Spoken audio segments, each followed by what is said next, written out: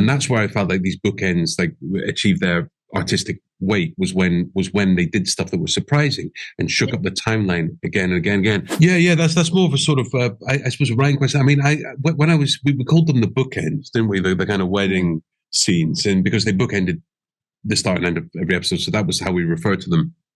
And I realized quite quickly, probably at the end of episode 3, that these bookends need to change and surprise the audience again. It's more kind of storytelling choice in a lot of ways. At the end of episode 2, we got that moment when Niall goes down the aisle and then he sees Albie turning, and that's where I felt like these bookends like achieved their artistic weight was when they did stuff that was surprising and shook up the timeline again and again and again.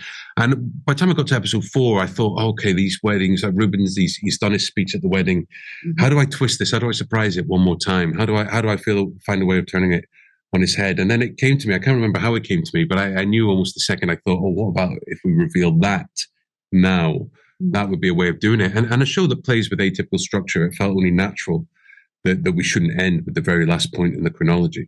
It felt almost apt to not finish in a show about sort of the kind of chaos of structure and time. It felt right not to finish the show at the actual chronological end. Yeah. Just to confirm, this is a yes or no question, but he's alive in that moment, right? I can possibly say. Okay.